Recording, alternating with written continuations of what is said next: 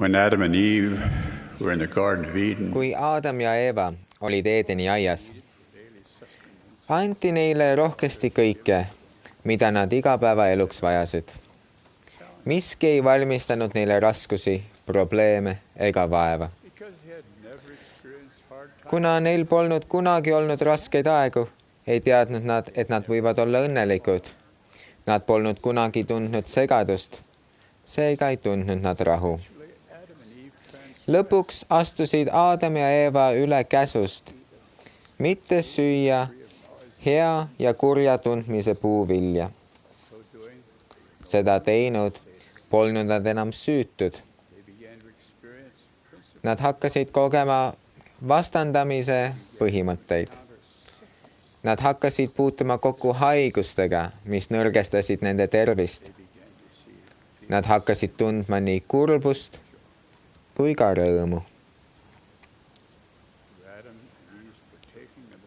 Kuna Aadam ja Eeva sõid keelatud vilja, jõudis maailmani teadmised heast ja halvast. Nende valik võimaldas meil kõigil tulla siia maa peale, et olla siin läbikatsutud ja proovile pandud. Meid on õnnistatud valikuvabadusega, mis on meie oskus teha valikuid ja nende valikute eest vastutada.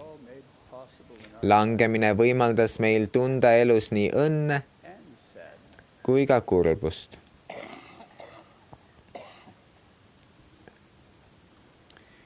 we were able to understand peace, Me oskame mõista rahu, kuna tunneme segadust.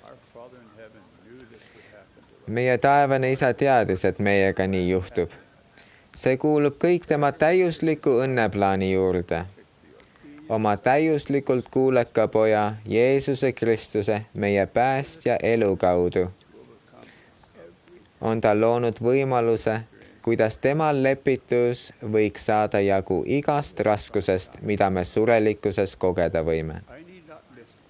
Me elame katsumuste rohkel ajal. Mul pole vaja kõiki maailma kurjuse allikaid ette lugeda. Pole vaja kirjeldada kõikvõimalikke väljakutseid ja südamevaluseid, mis on surelikkuse üks osa.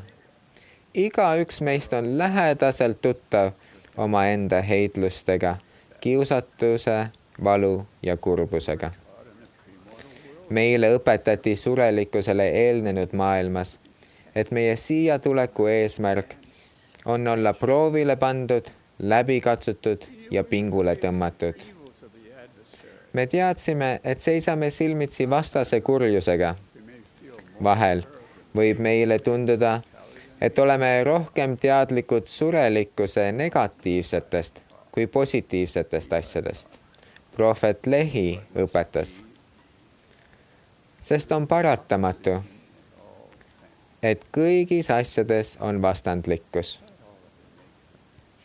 Vaatamata kõigile elu negatiivsetele väljakutsetele peame me leidma aega aktiivselt usku rakendada. Selline usu rakendamine kutsub meie ellu Jeesuse Kristuse lepituse positiivse usku täis väe. Meie taevaisa on andnud meile vahendeid, et aidata meil tulla Kristuse juurde ja rakendada usku tema lepitusse. Kui nendest vahenditest saavad meie peamised tavad, kujutavad need endast kergemaid võimalust surelikkuse väljakutsetes rahu leida. Olen otsustanud arutleda täna 4 sellist vahendit. Samal ajal, kui ma kõnelen, võite teie soovi korral hinnata, kuidas te ise igat vahendit kasutate ning püüda seejärel issanda juhatusel kindlaks teha, kuidas te igaüht neist veel paremini ära kasutada. Esimene vahend on palve. Võtke vastu otsus oma taevaisaga sageli suhelda. Leidke iga päev aega, et temaga oma mõtteid ja tundeid jagada. Rääkige talle kõigest, mis teile muret teeb. Teda huvitavad nii teie elu tähtsamaid kui ka kõige ilmalikumad küljed. Jagage temaga kõiki oma tundeid ja kogemusi. kuna taevaisa austab teie valikuvabadust, ei sunni ta teid kunagi tema poole palvetama. Kui te aga seda valikuvabadust rakendate ja teda oma ellu igakülgselt kaasate, täidab teie südant rõõmus rahu. See rahu aitab teil näha oma heitlusi igaveses valguses. See aitab teil tulla nende väljakutsetega toime igavesest vaatenurgast lähtuvalt. Vanemad, aidake oma lapsi kaitsta, relvastades neid hommikul ja õhtul perepalve väega. Lapsi pommitatakse iga päev himustamise, ahnuse ja uhkuse pahedega ning terve hulga muude patuste kommetega. Kaitske oma lapsi negatiivse maise mõju eest, kindlustades neid perepalvetest tulenevate vägevate õnnistustega. Perepalve peaks olema teie igapäevaelus prioriteet, mille kohta ei peeta läbirääkimisi. Teine vahend on uurida Jumala sõna pühakirjades ja elavate prohvetite sõnu. Me räägime Jumalaga palve vahendusel. Tema vastab meile kõige sagedamini oma kirjasõna kaudu. Selleks, et teada, kuidas jumalik sõna kõlab ja mis tunnet see tekitab, lugege tema sõnu. Uurige pühakirju ja mõtisklege nende üle. Kuulugu nad lahutamatu osana teie igapäevaellu. Kui tahate, et teie lapsed märkaksid ja mõistaksid vaimu õhutusi ning tegutseksid nende ajal, peate te uurima pühakirju koos nendega. Ärge andke järele saatana valele, et teil pole aega pühakirju uurida. Otsustage nende uurimiseks aega võtta. Igapäevane rõõmuga toitumine Jumala sõnast on tähtsam kui uni, kool, töö, telesaated või videomängud või sotsiaalmeedia. Võib-olla peate te oma prioriteedid uude järjekorda seadma, et Jumala sõna uurimiseks aega varuda. Kui nii, siis tehke seda.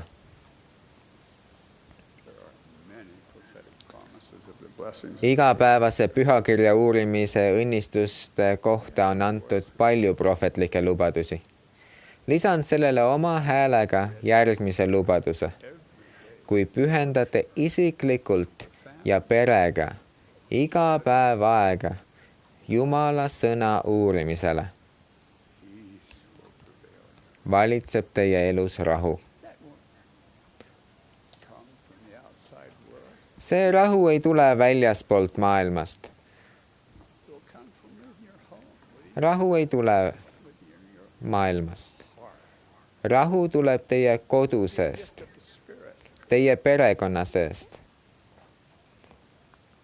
teie enda südame seest. See on vaimuand.